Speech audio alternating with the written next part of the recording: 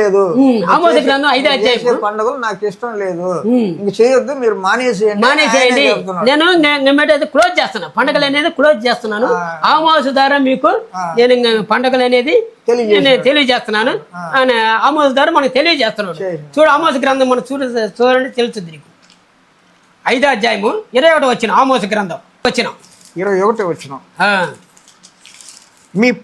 మీ పండగ దినములను నేను అసహించుకొనుచున్నాను.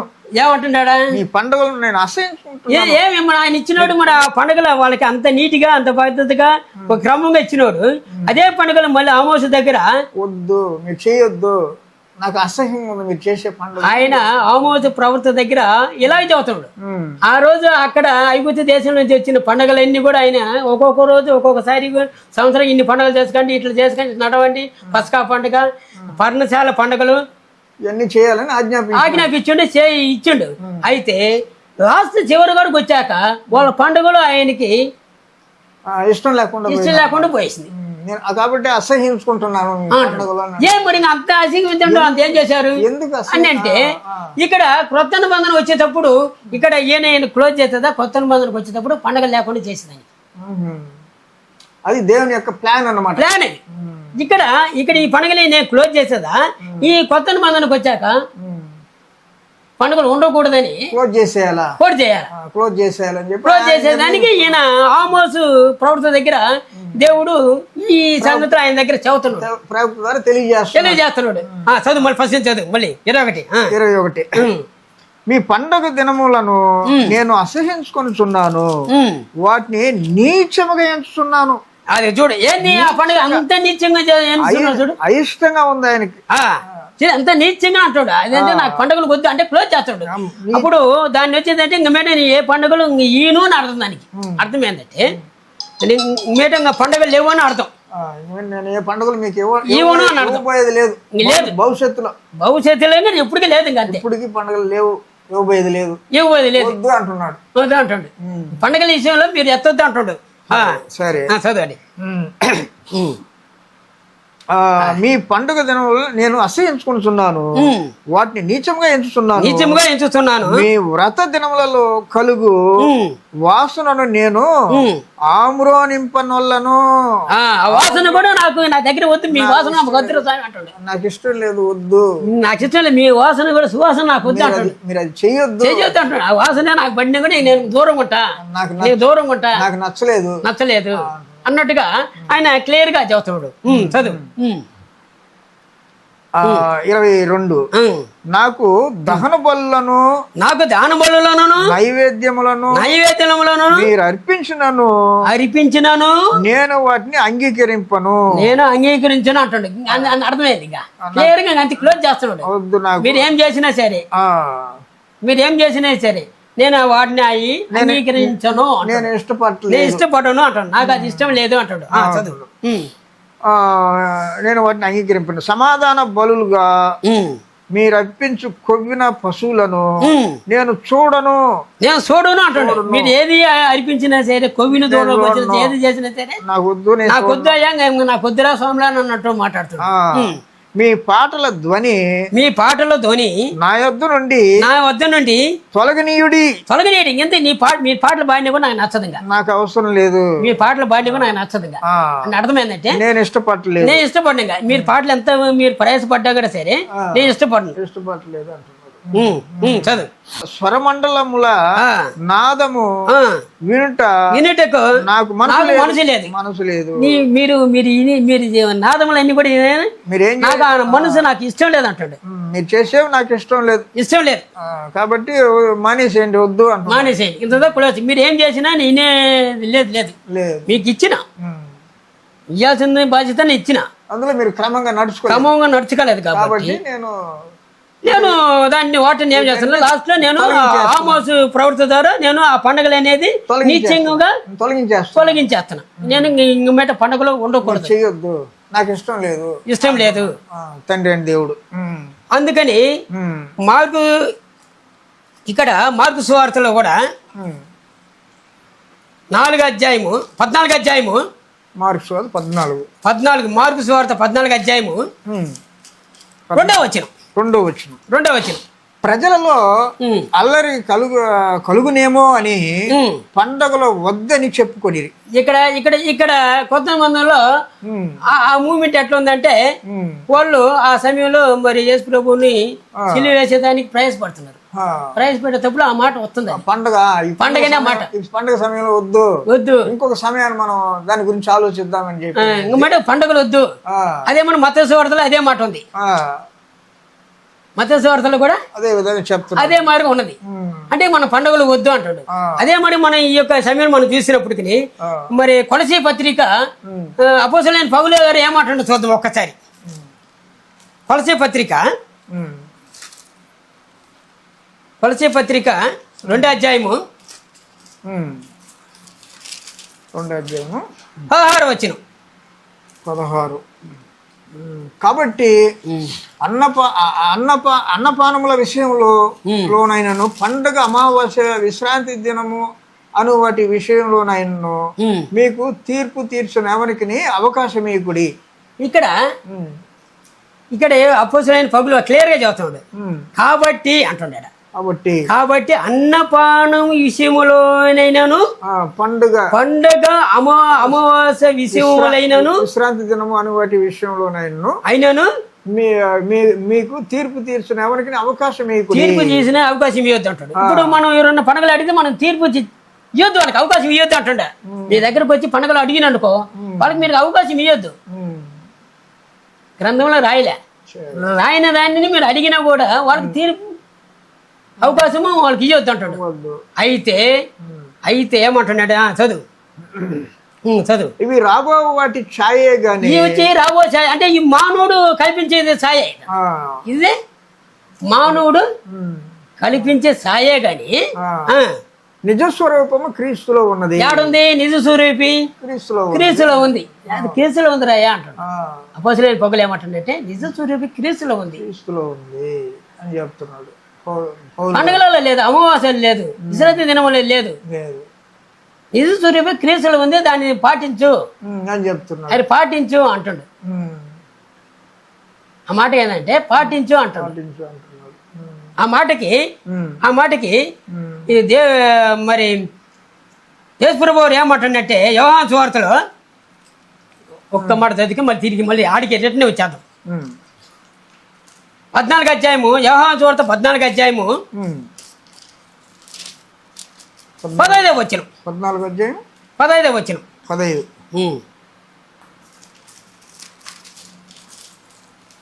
15వ వచనం. మీరు అంటాడు. ఇక్కడ ఇప్పుడు ఏంటంటే యేసు ప్రభు మాట్లాడుతున్నాడు. మీరు నన్ను ప్రేమించిన యెడల నా ఆజ్ఞలు గైకొందురు, నేను తండ్రిని వేడుకొందును. సార్ ఇక్కడ ఏమంటాడు? మీరు నన్ను ప్రేమిస్తే నా ఆజ్ఞలు గైకొందురు. మీ కొరకు నేనేం చేస్తా? తండ్రిని వేడుకుంటాను. మీకు ఏం కావాలో సకలం దొరుకుతుంది. లేని వాటిని పనికి తీసుకొచ్చి చేసినట్టే నేను తండ్రి దగ్గర నీకు అడిగి ఇప్పించడానికి నాకు అయ్యేది. నీకు కావాలంటే నా మాటలు వినాలి, నా మాట వినాలి.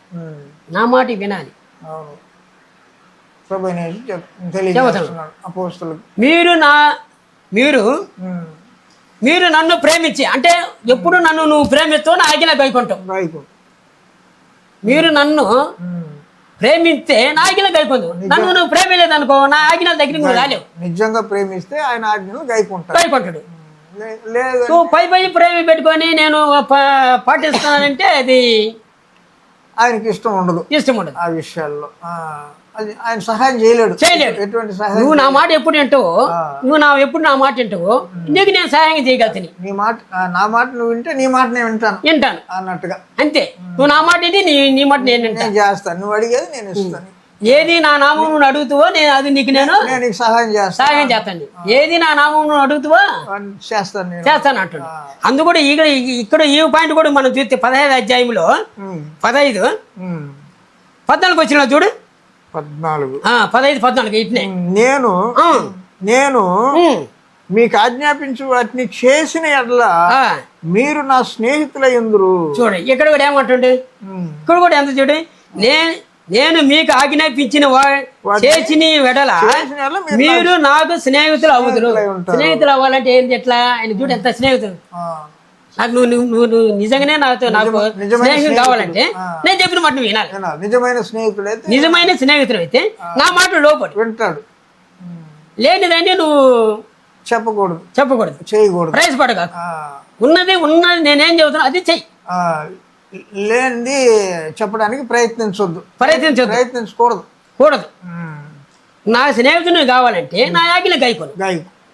అప్పుడు నువ్వు వచ్చి నా స్నేహితుడు అప్పుడు నువ్వు ప్రేమిస్తావు.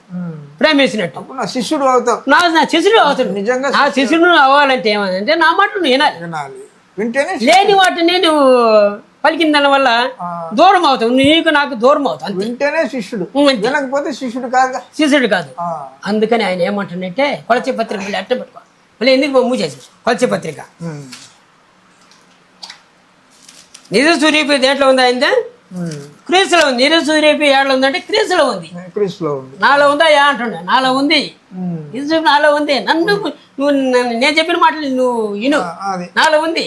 నేను ఏం చెప్పానో ఏం ఆజ్ఞాపించానో వాటిని నువ్వు చెయ్యి. ఆ విధంగా చేసినట్లయితే నేను నువ్వేం అడుగుతావు వాటిని నేను చేస్తాను అంటుండే. అందుకని అదే కొలచే పత్రిక 2వ అధ్యాయం 4వ వచనంలో ఏమంటారు చూడు. ఎవడైనాను చక్కని మాటల చేత మిమ్మల్ని మోసపరుచుకున్నట్లు ఈ సంగతిని చెప్తున్నాను. ఈ సంగతి మీ జాగ్రత్త ఎంత తెలివిగా చదువుతున్నారు చూడు. ఎవడైనా సరే చక్కని మాట చదువుతారు. దానికి మీరు మోసపోవద్దని హెచ్చరిస్తున్నారు. జాగ్రత్తగా ఉండండి. నమ్మొద్దు అంటుండే. నమ్మొద్దు అంటుండే. నేనేం చెప్పానో దాన్ని మీరు అనుసరించండి. నేనే తెలివిగా చెప్పిన గ్రంథంలో నీకు నేను తెలివిగా ఇచ్చినాను. ఎవడైనాను మీకు చక్కని మాటలు చెబితే మీరు నమ్మొద్దు. పౌలు గారు చెబుతున్నాడు. అపోస్తలుడైన పౌలు గారు ఇక్కడ వివరిస్తున్నాడు. జాగ్రత్త.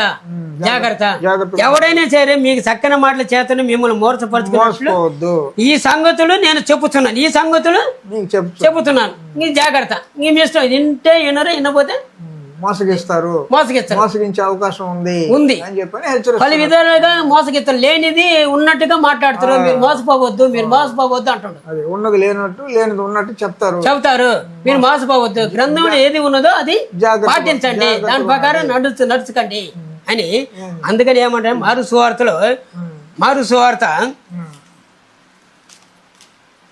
7వ అధ్యాయము 6వ వచనం 7:6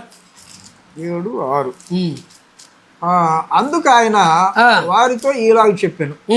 ఈ ప్రజలు పెదవులతో నన్ను గణపరుచుడు గాని వారి హృదయం నాకు దూరంగా ఉన్నది. దూరంగా ఉందంట చూడు. ఆయన ఏం చేస్తానంటే అందుకు ఆయన వారితో ఇలాగా చెప్పుచున్నాడు. యేసు ప్రభు చెబుతున్నాడా? ప్రభు అయిన యేసు మళ్ళీ చెబుతున్నాడు. అందుకు ఆయన వారితో ఇలాగా చెప్పుచున్నాడు. ఈ ప్రజలు పెదవులతో నన్ను గనపరుస్తున్నారు కానీ ఒరిజినాలిటీ లేదంటాడు. ఒరిజినాలిటీ లేదు, హృదయపూర్వకంగా లేదు. లేని దానికి ప్రయాసపడుతున్నారు. ఉన్నదానికి ప్రయాసపడినట్టుండ్రు. నేనేమి చెప్పినాను వాటి ప్రకారం వినేదానికి ప్రయాసపడినట్టుండ్రు. నటిస్తున్నారు. అంటే లేని దానికి ప్రయాసపడుతున్నాడు. చదువు దూరంగా వారు మానవులు కల్పించిన పద్ధతులు ఏంటంటే మానవుల పద్ధతి మానవులు కల్పించిన ఏది కల్పిస్తున్నారు? ఇప్పుడు లేని దాన్ని కల్పిస్తున్నారు లేదా? అనేకం కల్పిస్తున్నారు. కల్పించిన పద్ధతులు దైవోపదేశములని బోధించుచు నన్ను వ్యర్థముగా ఆరాధించుచున్నారు అని వ్రాయబడినట్టు వేషధారులైన మిమ్మును గురించి యెషయా ప్రవచించినది ముందే చెప్పేశాడు. వ్యర్థంగా అంటే ఇక్కడ దైవ ఉపదేశము బోధించుటూ వాళ్ళు వ్యర్థముగా నన్ను ఆరాధించుతున్నారు. వ్యర్థముగా ఆరాధించుతున్నారు. వేస్ట్గా లేని దాన్ని మీరు ప్రయాసపడుతున్నారు. ఇది బాగలేదు. వ్యర్థంగా దాని అది వ్యర్థంగానే మీరు. కాబట్టి అది నాకు ఇష్టం. ఇది వచ్చి మనుషులు కల్పించిన పద్ధతులు. మనుషులు కల్పించింది ఒరిజినల్. నేను ఈదలుచుకుంటే గ్రంథములో ఉంటాయి. చెప్పేవాడిని చేయమని ఆజ్ఞాపించింది. మనం ఒక మనం చూద్దాం. కీళ్ళు పడింది. మనం ఒక ఉదాహరణగా మనం ఆలోచిద్దాం. ఇప్పుడు శిష్యులు 12 మంది శిష్యులు ఆయన 3.5 సంవత్సరం ఆయన కూడా తిరిగింది కదా. తిరిగారు. ఆయనతో కూడా అన్నపానాలు పుచ్చుకున్నారు కదా. ఏ రోజైనా ఆయన ఈయన అడిగినట్టు వాళ్ళు అడగలేదు, వాళ్ళు అడగలే, శిష్యులు అడగలేదు, శిష్యులు అడగలే, పండుగలు ఉన్నాయా మాకు అని ఆయన అడగలే. ఆయన నాకు ఆయన పుట్టినరోజని ఆయన అక్కడ చెప్పినట్టుగా వాళ్ళకి చెప్పలేదు. చెప్పినట్లుగా మనకి ఎలాంటి ఆధారం లేదు, బైబిల్లో లేదు. ఇప్పుడు ఎవరికి ముఖ్యం? ముఖ్యం ఎవరికి? శిష్యులకి. వాళ్ళ ముఖ్యం పిలవబడ్డ వాళ్ళకంటే మనకంటే కూడా వాళ్ళు చాలా మేధావు. అంటే వాళ్ళు పిలవబడ్డ వాళ్ళకే యేసు ప్రభు మీద ఒక రోజన్నా మనం పుట్టినరోజు చేయాలనే అని ఆ తాటి వాడు రాలేదు. చూసినా వాళ్ళకే ఉండాలి కదా, ఆలోచన ఉండాలి కదా. ఇప్పుడు నువ్వు పిలవబడ్డవాడికే నీ ఇంత ఆలోచన నీకు వచ్చిందంటే, పిలవబడ్డ వారికి నీకు ఇంత ఆలోచన వచ్చిందంటే, ఆయనతో కూడా ఆయన పిలవబడ్డ వాళ్ళకి మరి ఆలోచన ఎందుకు రాలేదు? డైరెక్ట్ గా అడగొచ్చు కదా ఆయన, డైరెక్ట్ గా అయ్యా మరి పుట్టినరోజు చేయాలనుకుంటున్నా, ఏ రోజు ఏ సంగతి అడగొచ్చు కదా. అడగొచ్చుగా. సరే ఓకే, ఆయన అడగలేకపోయారు. ఎవరిని? యేసు ప్రభువుని అడగలేకపోయారు. అయితే మరియమ్మ యేసు దగ్గర పోయి పండి మీద చేసి అడగొచ్చు కదా. అడగొచ్చుగా, అడిగి తెలుసుకోవచ్చు కదా. ఇప్పుడు మరియమ్మ దగ్గర, యేసు దగ్గర మరియమ్మ దగ్గర పోయి యేసు ప్రభు డేట్ మీకు తెలుసు కదా, మరి పలానా డేట్ అని తెలుసు కదా, మరి చెప్పండి, మాకు చెప్పండి, మేము చేయాలనుకోండి. ఎందుకు అలా తాటి వాళ్ళకి అడగ ఆలోచన వాళ్ళకి రాలేదన్నమాట. రాలేదంటే ఏం దాటిందంటే పరిశుద్ధాత్మ వాళ్ళకి అది ఇవ్వలే, చెప్పలేదు. ఎందుకంటే పండగ ముఖ్యం కాదు, పండుగ ముఖ్యం కాదు ఆయనకి. యేసు ప్రభు ఈ లోకానికి ఒక మానవుడిగా వచ్చిందంటే ఏంటంటే పాపను రక్షించుకోవడానికే మానవుడిగా వచ్చిండు, అంతేగాని నరరూపు దాల్చాడు, అంతే దాచిండు కానీ పాప క్షమాపణ కొరకు మాత్రమే ఆయన ఈ భూమి మీదకి వచ్చిండు, కానీ నరరూపు దాల్చినాడు లేదు. అంతేగాని ఆయన మనలాగా కాదన్నమాట, మన జన్మలాగా కాదు. ఒకవేళ వీళ్ళు పత్రికలు రాసిండు, ఇది అపోస్తులు మత్తయి సువార్తలో పత్రికలు వీళ్ళందరూ రాశారు కదా, రాశారు కదా. ఇంకొక మాట కూడా చదువు, మత్తయి సువార్తలో 27 అధ్యాయం చూడు. మత్తయి సువార్త 27 అధ్యాయము 45 వచనం. మధ్యాహ్నం మొదలుకొని 3 గంటల వరకు ఆ దేశం అంతటను చీకటి కమ్మెను. ఇంచుమించు 3 గంటలప్పుడు యేసు ఏలి ఏలి లామా సబక్తాని అని బిగ్గరగా కేక వేశాను. చాలు, ఎందుకంటే ఇది పాయింట్ ఎందుకు చూపిస్తున్నా అంటే, ఇక్కడ మత్తయి రాశాడు ఇలా సిలువలో మరణించిపోతుండే యేసు ప్రభు వారు సిలువలో మరణించుతుండే. మించి 3 గంటలు అండి. ఆడ కూడా డేట్ మించిన చేయలే, తేదీ బాగా ఆడ కూడా డేట్ మించిన చేయలేదు. చూసినా మించి 3 గంటలు అన్నాడు. ఆడ ఫలానా తేదీ డేట్ కూడా రాయలేదు. ఎందుకు రాయలేదంటే ఆడ కూడా పరిశుద్ధాత్మ వీళ్ళ ఐడియా ఇవ్వలేదు. ఇప్పుడు రాసిన పత్రిక వాళ్ళే చేయమని చెప్పలే. మించి 3 గంటలు అన్నాడు. 3 గంటలు అన్నప్పుడు డేట్ తెలియదా? చెప్పాలి. వాళ్ళు చూసినాక ఎదురుగానే కదా, ఆయన కళ్ళ ఎదురు కదా పానం మిడిచిండు. పలానా డోటి ఆయనకి తెలుసు కదా, మరి ఇది రాయొచ్చు కదా. ఆయన ఎందుకు రాయలేదు, ఎందుకు మరుగుపరిచాడు అనేది మనం ఆలోచించాలి. ఆ పండుగలు మరుగుపరిచినది అంటే ఆడ ఆమోస గ్రంథంలో మరి ఆమోస ద్వారా దేవుడు ఆడ ఎప్పుడు క్లోజ్ చేశారో, కొత్త నిబంధనకు వచ్చాక పండుగల గురించి వాళ్ళు ఎక్కడ ప్రస్తావించలేదు, వివరించలేదు. ఎందుకంటే వాళ్ళు ఆయన క్లోజ్ చేసినప్పుడు వీళ్ళు పండుగలు పెట్టడానికి ఛాన్స్ లేదు. దేవుడు ఆడ ఆమోస ద్వారా పండుగలు క్లోజ్ చేసిన తర్వాత కొత్త నిబంధనకు వచ్చాక మన పండుగలు ఇచ్చేదానికి అవకాశం కుదరదు. ఎందుకంటే ఆయనే క్లోజ్ చేసిన మనం ఎట్లా మళ్ళీ పండుగలు ఇచ్చేదాన్ని భయం కదా. భయమనే తిరిపెట్టు, వాళ్ళు స్వయంగా ఏది చేయలేరు కదా. ఒకవేళ చేయాలని కూడా ఆజ్ఞ ఉండాలి కదా. దేవుని ఆజ్ఞ ఉంటేనే వాళ్ళు చెప్పగలరు. ఇప్పుడు మించి 3 గంటలు రాసినోడు ఆ డేట్ ఆ రోజు ఎందుకు రాయలేదు? ఆజ్ఞ ఇలే. ఒకవేళ దేవుడు మరి పరిశుద్ధాత్మ ద్వారానే వాళ్ళతో రాపిచ్చుంటాడు కదా, ఒక డేట్ పెట్టు అని. ఇన్ని విషయాలు రాసినోడు అది ఎందుకు రాయకుండా ఇక్కడ ఆయన పుట్టిన డేటు మరియమ్మ ద్వారా రాయిపిలే, అన్ని దాఖలు చేసినాడు. ఇక్కడ చిల్లును మరణించినప్పుడు అది కూడా పలానా టైం గంట సమయం కూడా అన్న డేట్ మెన్షన్ చేయలేదు. చూసినా డేట్ మెన్షన్ చేయలే, పలానా తేదీ. మనం వచ్చి ఏదో లెక్కలు వేసుకుంటావు. లెక్కలు వేయాల్సినప్పుడు నీకు అవసరం లేదు. నీకు పండగ ఇయ్యాలి అనుకుంటే దేవుడు నీకు ఇచ్చిండాడు. నీకు పండగ కావాలంటే దేవుడు ఇచ్చిండాడు చెప్పేవాడు కదా, అపోస్తలులు చెప్పేవాడు కదా. ఆయన నా కుమారుడు, ఈ లోకాన్ని మీ పాపాల కొరకు నేను పంపినే, కానీ ఈ లోక సంబంధానికి నేను ఆయన భౌతిక సంబంధమైన జన్మ కాదు. అది మీరు ఆలోచించకండి అంటాడు. మీరు ఆలోచించకండి, అది నిజమైంది కాదు. తిరిగి ఆయన మరణించి తిరిగి నా దగ్గరికి వస్తాడు ఆయన. అదే. నా కుమారుడు నా దగ్గరికి వస్తాడు. ఈ లోకానికి మీరు లింక్ చేయకండి. ఈ లోకానికి సంబంధంగా మీరు రావడానికి ఆయన శరీరాన్ని ధరించినాడు. ధరించండి అంతే, ధరించి వచ్చిండు. కానీ మీరు పోయి ఆయన్ని పుట్టినరోజు చేయాలని మీరు మానవులు చేసినట్లుగా మీరు ప్రయాసపడొద్దు అని అన్నట్టుగా ఆయన చూపిస్తాడు గ్రంథంలో. ఈ గ్రంథంలో అటు చూపిస్తాడు. ఎందుకంటే ఆయన దేవుని కుమారుడు కాబట్టి మీరు ఎన్ని ఆలోచనలన్నీ తీసేయండి, ఈ ఆలోచన తీసేయండి, ఉన్నదాన్ని ఉన్నట్టుగా చెప్పండి, లేనిది లేనట్టుగా చెప్పండి అని చెప్తున్నాడు. అదనమాట. మీరు అనవసరంగా మీరు వచ్చి లెక్కలేసి కూడలేసి అయ్యేసి ఇయ్యేసి అన్ని మీరు చేయొద్దు. అందుకని ప్రభువారు ఏం చెప్పారో ఆ మాటలు లోపడేదానికి మనం ప్రయాసపడాలి. ప్రయాసపడినప్పుడు అందుకని అంటుండే 5:19 యాకోబు పత్రిక 5వ అధ్యాయము 19వ వచనం. నా సహోదరులారా, మీలో ఎవడైనా సత్యం నుండి తొలగిపోయినప్పుడు మరి ఒకడు అతన్ని సత్యమునకు మళ్లించిన ఎడలా ఆ పాపిని వాని తప్పు మార్గం నుండి మళ్లించువాడు మరణం నుండి ఒక ఆత్మను రక్షించి అనేక పాపములను కప్పివేయనని తాను తెలుసుకునవలేను. చూడు ఇక్కడ ఏమంటుందంటే, మీరు ఒకవేళ ఎవరైనా సరే ప్రభు సంఘంలో లేకపోతే, దేవుని రాజ్యంలో లేకపోతే అందుకు ఈయన ఏమేమంటుందంటే, నా సహోదరులారా, మీలో ఎవడైనా సత్యముల నుండి తొలగిపోయినలా, ఒక సత్యంలో ఎవరైనా మీరు లేరు అనుకో, సత్యం చెప్పాలి, తీసుకురావాలి. ఆయన ఏమంటుందంటే, సత్యములు లేకపోతే ఆ సత్యములకు రండి, తొలగిపోతే వాళ్ళని సరైన మార్గంలో తీసుకురావాలి. అతన్ని సత్యములోనికి మళ్ళించినాడు. మనం ఇప్పుడు మాట్లాడుతున్నాం, ఇప్పుడు ఇంతోటి మాట్లాడినాము. ఇప్పుడు సత్యం మరి బైబిల్లో లేనిది మాట్లాడుతున్నాడు కదా, బైబిల్ లేనిది మాట్లాడుతున్నాడు కదా. మనం ఏమంటే బైబిల్ లేదని చెప్పి పండగలు వచ్చి డిసెంబర్ 25న బైబిల్లో గ్రంథంలో ఎక్కడ లింకించలేదని మనం మాట్లాడినాం. అటువంటి మాట్లాడేవాళ్ళు సత్యములకు రండి, మళ్ళీ రండి. ఆయన సంఘములో ఉండేదానికి ప్రయత్నపడు. ప్రభువారు ఒక సంఘం ఇచ్చిండు, ఆ సంఘములు ఉండేదానికి ప్రయత్నించండి.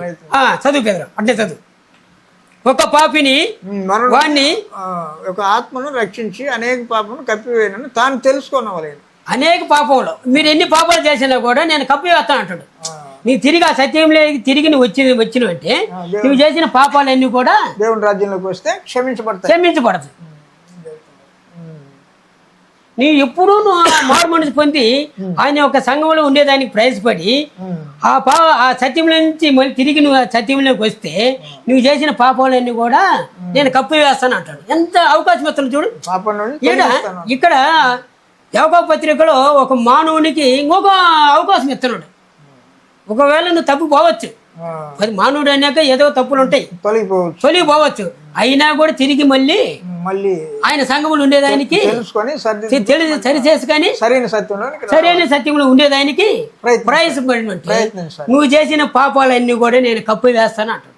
ఇంకో అవకాశం ఇది. ఇంతమంది అవకాశము మనము నిర్లక్ష్యం చేయకుండా అవకాశాన్ని మనం సద్వినియోగం చేసుకోవాలి. అందుకని ఏమంటానంటే, మనం ప్రతి ఒక్క విషయంలో కూడా మనం గ్రంథాన్ని చదవాలి, గ్రహించాలి. అందుకని అపోస్తలుల కార్యము చదువుకొని మనం ముగిస్తున్నాం. అపోస్తలుల కార్యము 17వ అధ్యాయము 10వ వచనం చదువుకొని మనం ముగించుకున్నాం. వెంటనే సహోదరులు రాత్రి వేళ పౌలును శీలను బెరయకు పంపించిరి. వారు వచ్చి యూదుల సమాజ మందిరంలో ప్రవేశించిరి. వీరు దెసలోనికీలో ఉన్న వారి కంటే గనులయుండ్రి గనుక ఆసక్తితో వాక్యమును అంగీకరించి పౌలును శీలను చెప్పిన సంగతులు అలా ఉన్నవో లేవో అని ప్రతిదినమును లేఖనములు పరిశోధించు వచ్చిరి. చూసిన వాళ్ళు ఇప్పుడు వాళ్ళ మాట కూడా నమ్మలే. ఎవరు ఎక్కడ పౌలు గారు శీల గారు చెప్పిన మాటలు కూడా వాళ్ళు కూడా ఎట్లా ఆలోచిస్తున్నారు చూడు, ఇది చెప్పిన కరెక్టా లేదా, మన గ్రంథం చదువుతాం, ఇది రైటా తప్ప, నిజమా అబద్ధమా అని వాళ్ళు దినదినము లేఖనములు పరిశీలన చేస్తున్నారు, చెక్ చేసుకుంటున్నారు. ఈ రోజుగా మేము చెప్పిన మాటలు కూడా మీరు దినదినం దాన్ని చదవండి. చెక్ చేసుకోండి, ఉన్నాయా లేవా, ఉన్నాయా లేవా పరీక్షించుకోండి, పరిశోధించండి. పరిశోధించుకోండి. పరిశోధించండి. లేఖనములు ఉన్నాయా లేవా, లేని దాన్ని మనం చెప్పొద్దు, చెప్పకూడదు, లేని దాన్ని చెప్పకూడదు, అది అబద్ధం, ఉన్నదాన్ని తీసేయకూడదు. ఏంటంటే ప్రకటన గ్రంథంలో ఆ మాట అంటుంది, ఒక పొల్లైనను ఒక చున్నైనను తీసేసిన వేళ వాడు పాడు పంపులు లేదా అంటాడు.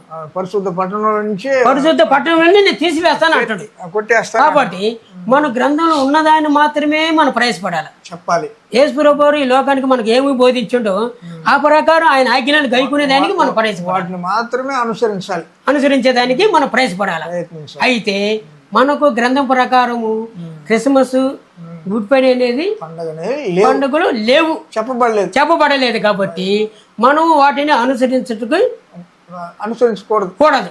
కాబట్టి మరి అది పొరపాటు అవుద్ది. కాబట్టి మరి ఈ యొక్క సమయంలో మరి మీరందరూ కూడా ఈ వాక్యం విని ఆ రీతిగా నడుచుకునేదానికి ప్రయత్నించాలని మరి ఈ సత్యవాక్య ఛానళ్ళ ద్వారా మీకు నేను వందనాలు చెల్లించుకుంటూ మరి సెలవు తీసుకుంటున్నా. మరి ఇంతకుముందు కూడా నేను సంఘాన్ని గురించి మాట్లాడున్నా. మరి ఇది రెండో సబ్జెక్ట్, ఇది పండుగల గురించి మాట్లాడినా. మీరు గ్రహించి చదవండి, మరి గ్రహించమని మిమ్మల్ని నేను కోరుకుంటున్నా. ఇంతవరకు మరి మీ అందరికీ నా వందనాలు, సెలవు తీసుకుంటున్నా. పాడండి. కృపోన్నతుడు మా తండ్రి, మహోన్నతుడా, సృష్టికర్త, మా ప్రభువైన యేసుక్రీస్తు తండ్రి అయిన దేవా, మీ పరిశుద్ధమైన పూజ్యార్హమైన ఘనమైన పూజింపదగిన నామన స్తోత్రాన్ని తెలియజేసుకుంటున్నాం. మా తండ్రి, ఈ సమయమందు మీ పరిశుద్ధ గ్రంథాన్ని మేము ధ్యానించడానికి, అందులో గల వాస్తవాలను గ్రహించడానికి మీరు మాకు అనుగ్రహించిన ఈ సమయాన్ని బట్టి, సందర్భాన్ని బట్టి మీ స్తోత్రాలు తెలియజేసుకుంటున్నాం. మా తండ్రి, సత్యమును గ్రహించదు, సత్యం మేమును స్వతంత్రులుగా చేయనని మా ప్రభు ఈ భూమి మీద ఆయన శరీరధారిగా ఉన్న దినాల్లో తెలియజేశారు కనుక మా తండ్రి, మేము సత్యమును మాత్రమే వెంబడించడానికి, మా తండ్రి సత్యమును మాత్రమే ఈ లోకంలో అనేకులకు బోధించుటకు మీరు మాకు కావాల్సిన సహాయం దయచేయవలసిందిగా మనం చేసుకుంటున్నాం. మా తండ్రి, మీ వాక్యమే సత్యమని మా ప్రభు తెలియజేస్తున్నారు కనుక సత్యానుసారంగా, లేఖనానుసారంగా ఈ భూమి మీద మేము జీవించడానికి మీరు మాకు కావాల్సిన సహాయం దయచేయవలసిందిగా మనం చేసుకుంటున్నాం. మా తండ్రి, పండుగలను గురించి నేడు దినమందు మేము పరిశోధించినాం. మీరు పండుగలను, అనేక పండుగలను మా తండ్రి ఇశ్రాయేలు జనాంగానికి మీరు అనుగ్రహించినారు.